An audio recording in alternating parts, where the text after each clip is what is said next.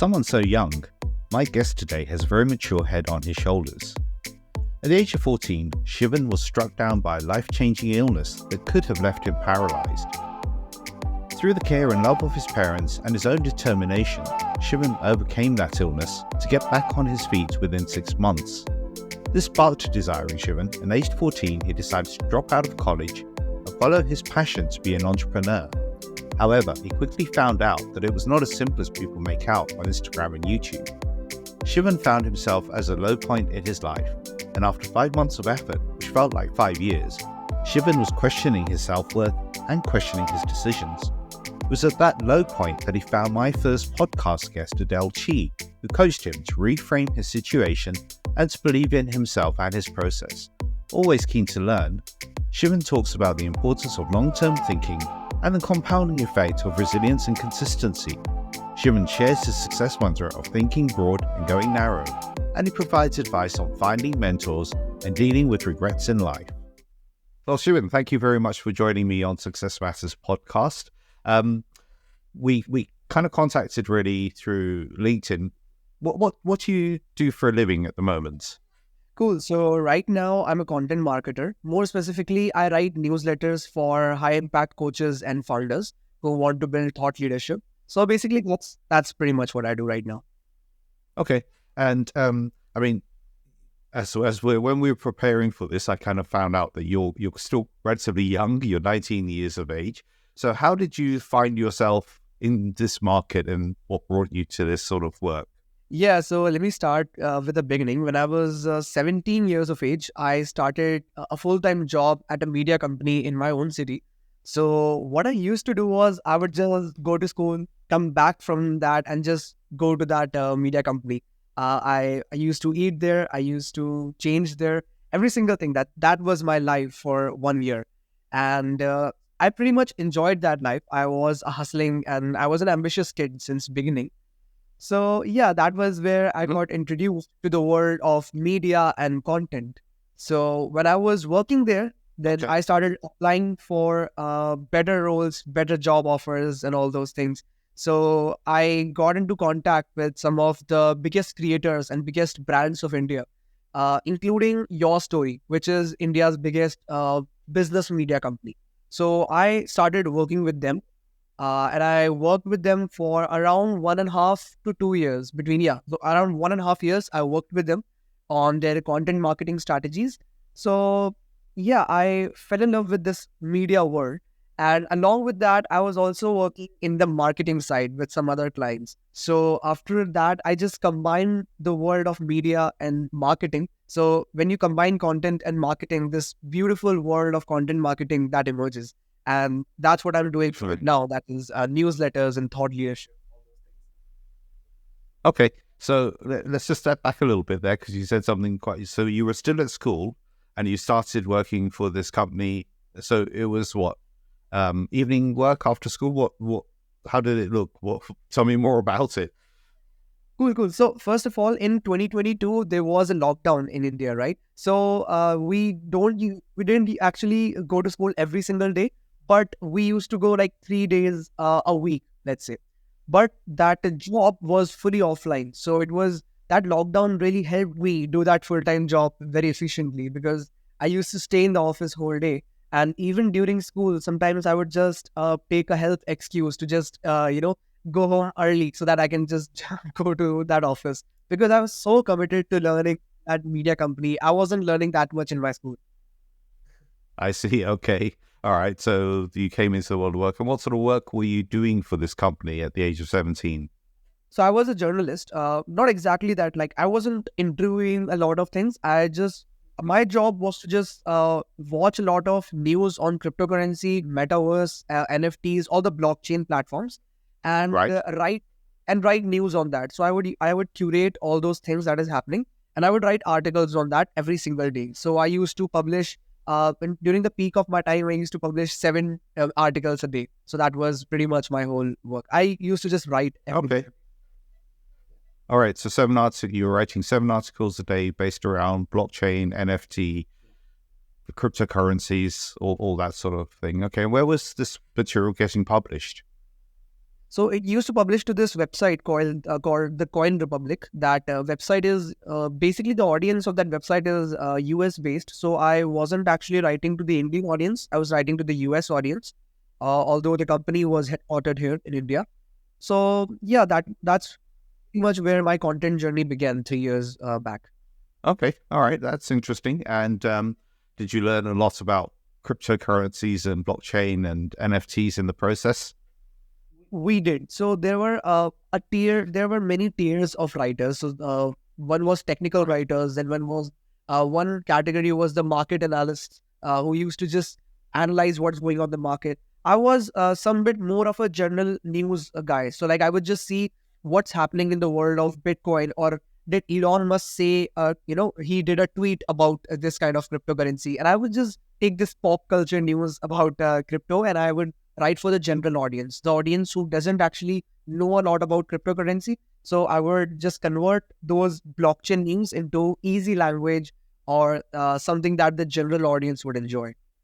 So yeah, so I learned a lot about clear and simple messaging, how you can communicate a complex thought in a way that everyone would understand.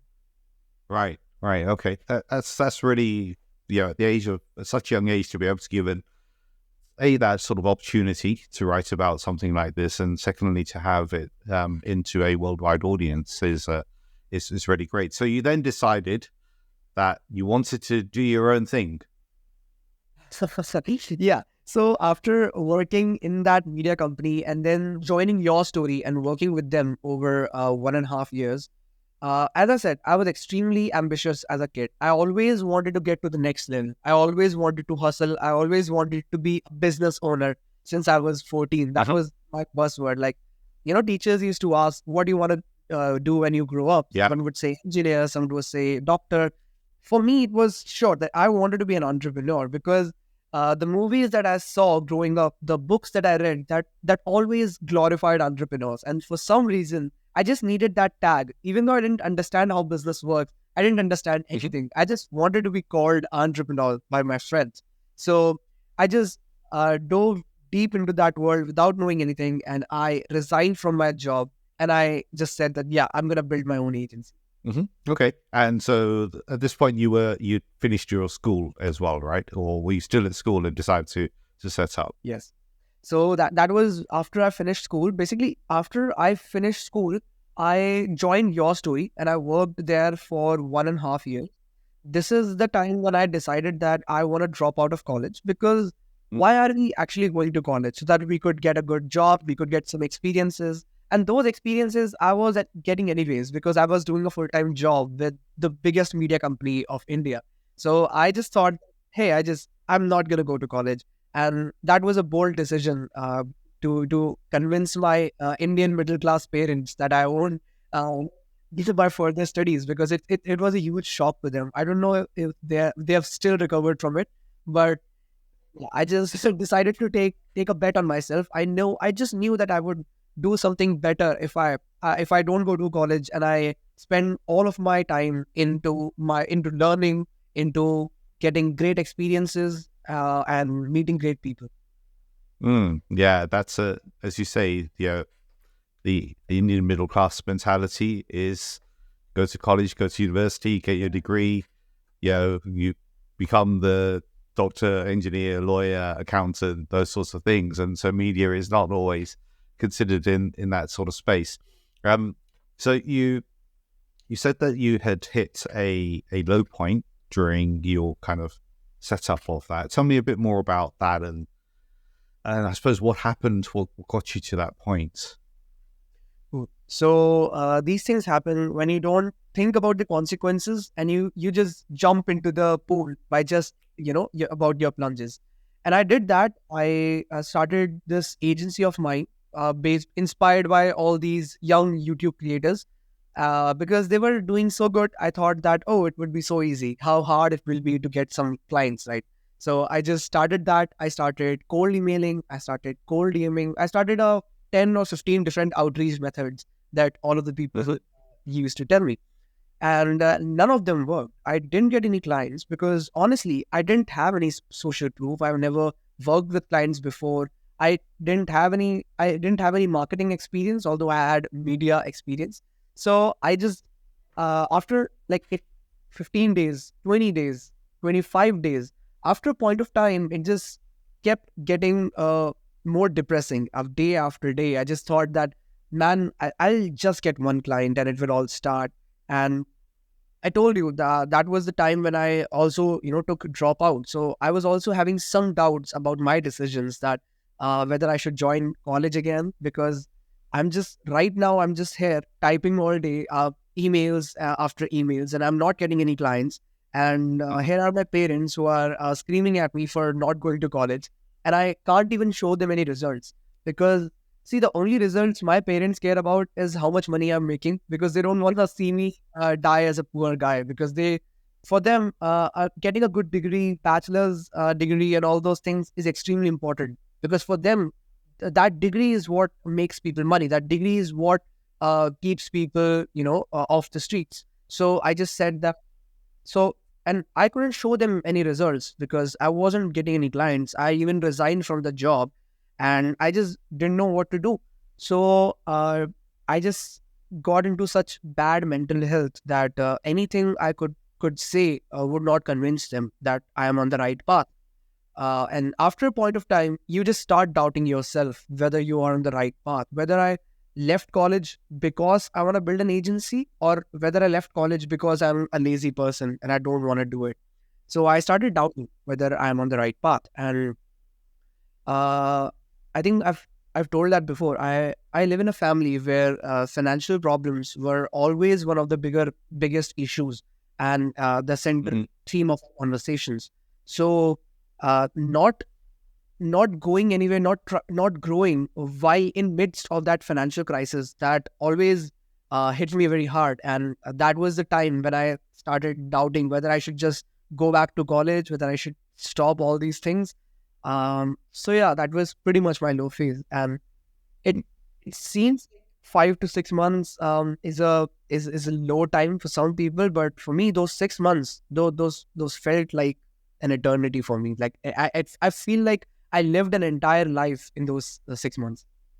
Yeah, I understand. So you've got the as you say, the parents on the one hand questioning your decision, which makes you question your decision. You're not getting clients because you've bought into the YouTube, Instagram kind of thing. You go, it's easy, you can do it as well, without necessarily people showing you all the effort that goes in behind the scenes to make it. And so I can understand why that would be the case. So you then found a coach online to help you through this. So tell me a little bit more about the conversations you had with Adele, who actually was the coach and was my first guest on Success Matters. Yeah, I saw that podcast. It was amazing. So I was outreaching a lot of clients. I was doing a lot of cold outreach, cold emails. And while doing all those cold emails, I found this coach, Adele, who I wanted to outreach to sell my service. But then I saw this one thing on her website that said that you can book a free consultation service. Now, I didn't have any money, so I just booked it, and I wrote it in the section that, see, I don't have any money, so I won't be able to pay you. I won't be able to become your client. So if you want to continue with our free session, please do. If you don't, it's totally up to you. It's fine. And she replied back saying that I would love to do that free session. So that's how we met, and we had some calls, and those calls literally changed my trajectory of life. Because the main piece of that call, the main entire lessons, the main lesson that I learned from that call was that you have to create some sort of a priority circle.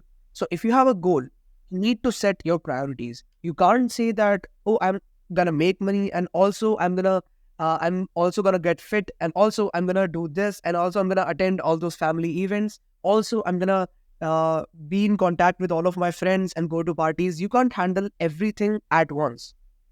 You can do that, but you have to build that one by one. So you have to think about what is the one thing you're prioritizing for the next 3 months, and go all in. So that was this is one of the lessons that she taught me. And a lot of what she taught me was mindset stuff, basically. That the single biggest problem and the solution of your problems is your mindset. It's not external. It's about your self-doubt. You somehow, inside you, she told me that maybe you are not confident that you will be able to give your clients the results that you're promising. So once you develop that confidence, once you all do all those things, that will get you far ahead than any outreach method or any DMing method. So I understood that, and I took that to my core.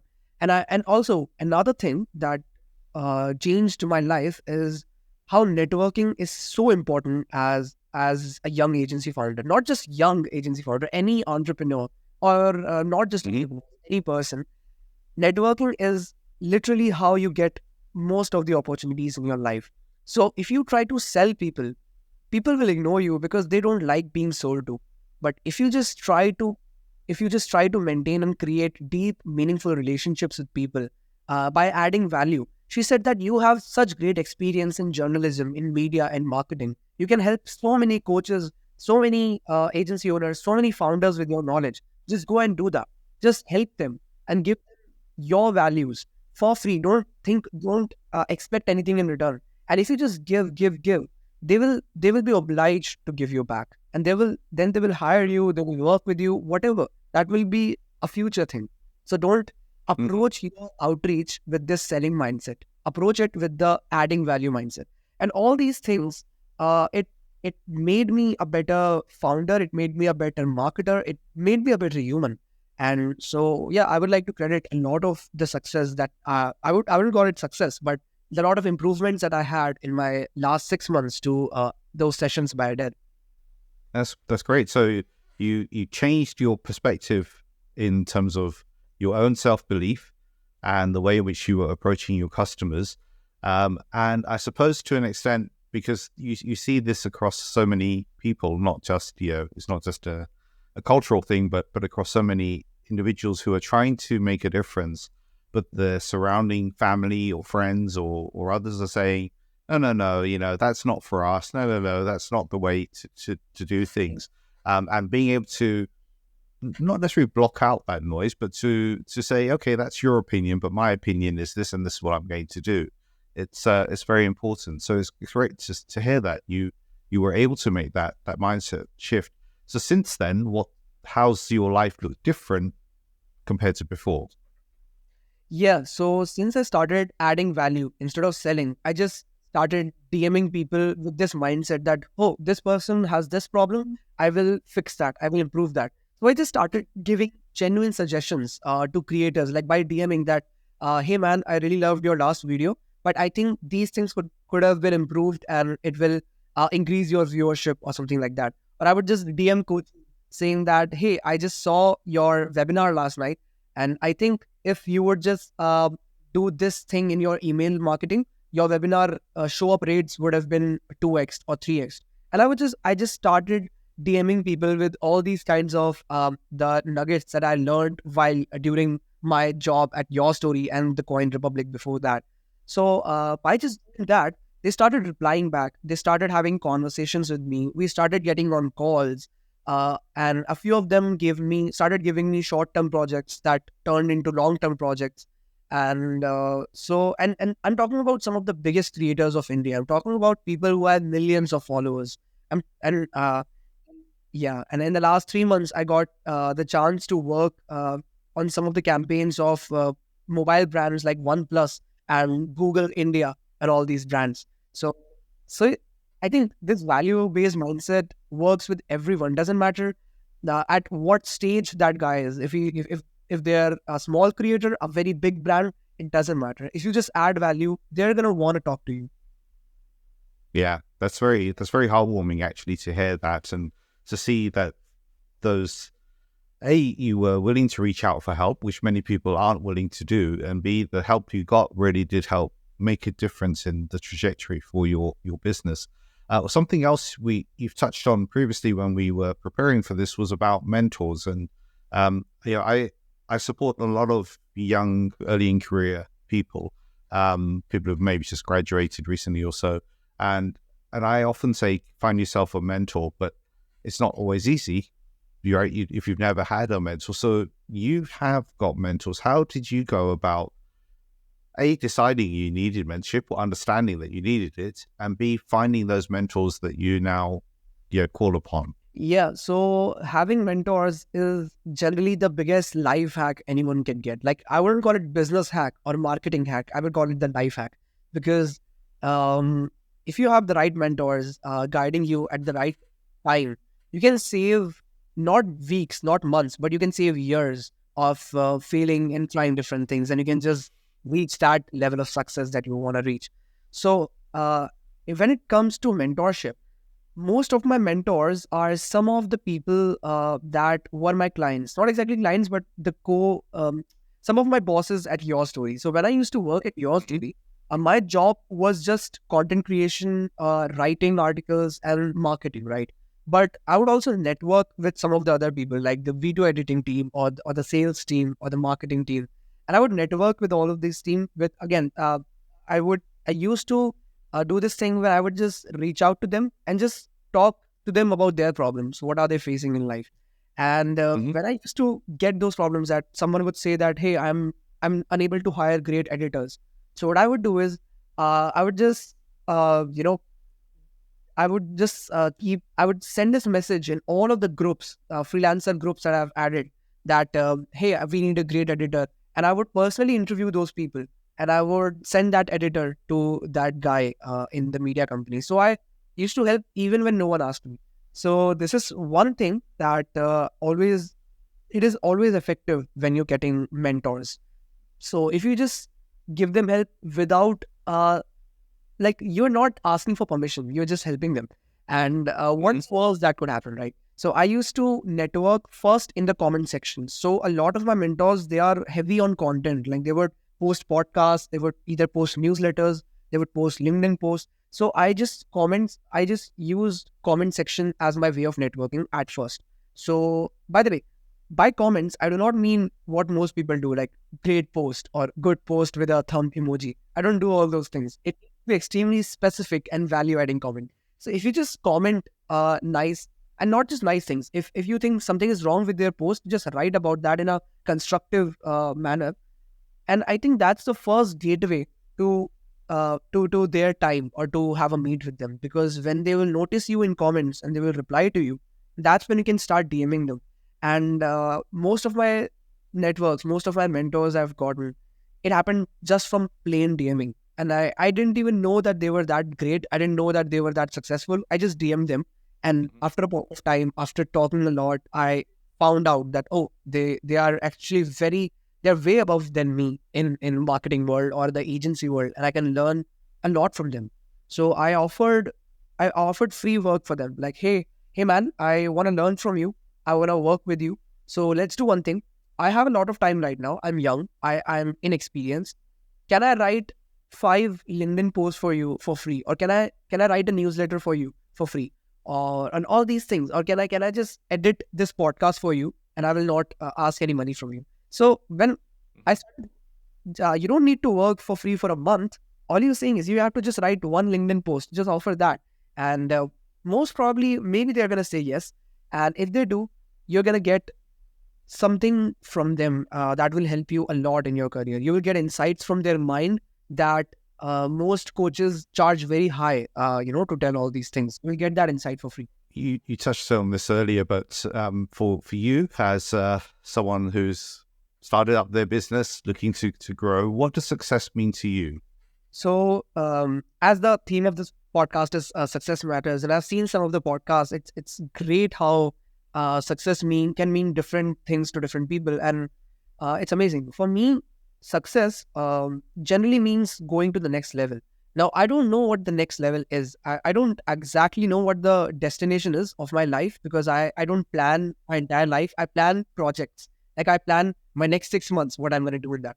So I don't exactly know how I'm going to end up 10 years down the line. But what I do know is that whatever month it's February. So in February, I should be a better man than who I was in January. In February, I should be approaching better people than who I was approaching in January. For me, getting to the next stage is everything. I don't care about the speed.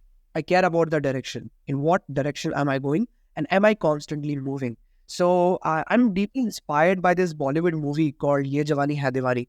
It's one of my favorite movies in which the actor says कि मैं उड़ना चाहता हूँ नैना, मैं दौड़ना चाहता हूँ, मैं गिरना भी चाहता हूँ, मैं बस रुकना नहीं चाहता. And that just means that I want to fly, I want to run, I even want to fall down. I just don't want to stop. I don't want to stay at one place. I don't want to look at my past and say that, hey, that's the same guy as who I am today. I don't want to do that. I don't want to end up as the guy who hasn't grown since past 6 months. So that's pretty much my definition of success. That am I moving forward? Am I doing something constantly to get to the next level? And that next level can mean different things based on the person I am. So when I was a student, I was a student in grade 9th. I was my class topper. Okay, I used to score 94% marks. So I was like, I want to be the state topper. I want to be the best kid of my country. And I used to score in the top 1 percentile. I used to get great marks. And I was like, what's next? Then I started learning singing. I became a far better singer than I was when I was a kid. And I won some competitions. I loved it. Then I learned dancing. Then I learned cricket and all these things. I just kept stacking these skills. I don't know whether I will ever need them in my life. I don't care. I just want to be different than who I was last month. Right. That's good. So how do you measure though that you're better? Do you look back each month and say, okay, I've moved this far forward in the month of February, or what's that? What does that measurement or scale look like? Me, the measurement of a personality, the measurement of my all-round development will always be the metric for that measurement will always be the quality of people I'm meeting. And that goes back to the networking thing that we were talking about. For me, I always measure my growth rate as am I meeting better people this month than, and better people, it feels like a very vague term because how will you judge whether a person is better or not? By better just means that am I learning something from them that I didn't know a month earlier. So most of my education, as I said, I'm not going to any college, right? I'm not getting a degree. Most of my learnings, that come from conversations. That can be conversations from real people, like I'm talking to you right now. That can be conversations from just listening to a podcast or reading a book or just reading different newsletters. So conversations can be in that format also. For me, the growth rate will always be seen by how many new things I'm learning from the people. But that metric, I think, will always change in future. So the metric can't be constant. It will always be flexible according to your present goals. Yeah, so I'm going to put you on the spot now to ask you, what have you learned from our interactions? So yeah, about our interactions, I've seen, so by interaction, do you mean like today or our entire interaction? Today and the previous conversations we've had.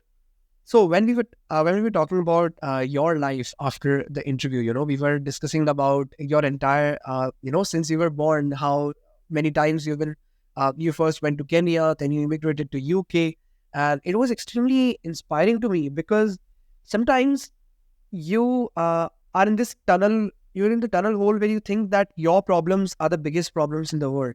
But then I hear stories like yours, and I realize that you went something far greater than what I am going through, and your problems were far greater problems to worry about. And I just realized that I don't have to victimize myself like that. Like for months, for years, I used to tell myself that, hey, I do not belong to a family of means. I'm a poor kid. I may have to suffer a lot. But then I listened to your story and I realized that my problem, it's nothing. You can always get better and you can always bounce back. And yeah, it inspired me a lot. It gave me a whole new perspective to look at how you can approach your problems by just watching someone else who went through something bigger than you. Well, thank you for that feedback. And I'm happy I put you on the spot with that question. As you know, I ask a previous guest to ask a question for my next guest. My previous guest has asked me to ask you, what is your success mantra? So I think we talked about it. Mentorship, I told you one, and then I told you again. We discussed some of the things, but I think if I have to pinpoint to one thing, that I'm optimizing for, especially in 2024 and in my life in general for success, I would say it's perseverance. Most people, especially in this age of 2024, where social media content is just blowing up and we're getting all these dopamine hits every single second, I think our patience level is going down. We try something, doesn't work, and we try something else.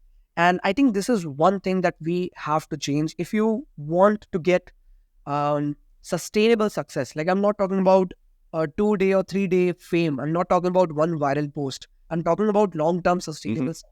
If you need that, you need discipline. It just won't happen because of one genius idea of yours. There are many genius ideas you're going to come up with. The important thing is, will you be able to focus on one idea for, let's say, 6 months and not getting distracted? So I think one of my biggest enemies that has stopped me from growing before too is this shiny object syndrome. Every time I would start something new, let's say I'm starting an email marketing agency. Then I would see a podcast about social media marketing agency, and I would be like, oh, let's just go towards social media marketing.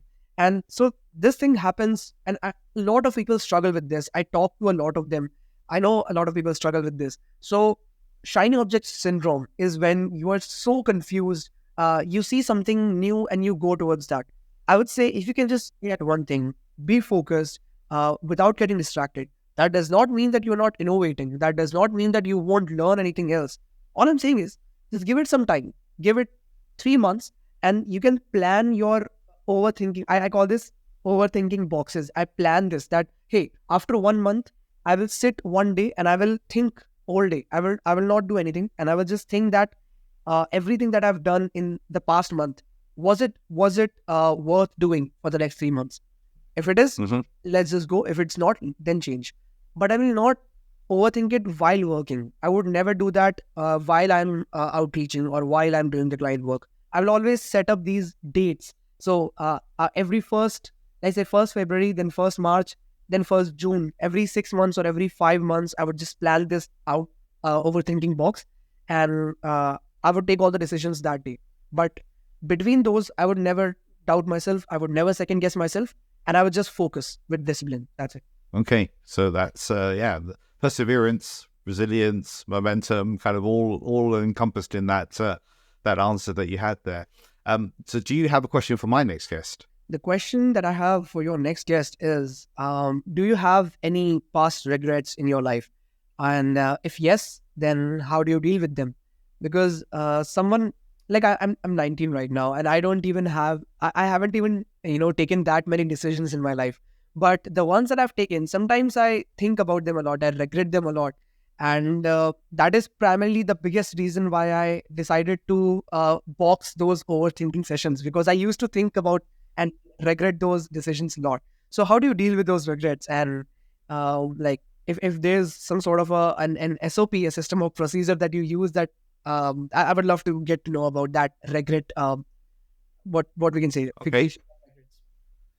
Right. So how do you handle your regrets, or how did you overcome your regrets? Okay. Yeah, that'll be interesting to hear, because I think you're right. So many of us, we live in those regrets, right? Yeah. Those regrets were things that happened. There's nothing you can do about it now. What you can do is look forward, and that's the important thing, is to look forward and not dwell on what's happened in the past. So that's a good question. I mean, you've got a very mature head on your shoulders for someone who's 19 years of age. Where does that maturity come from, would you say?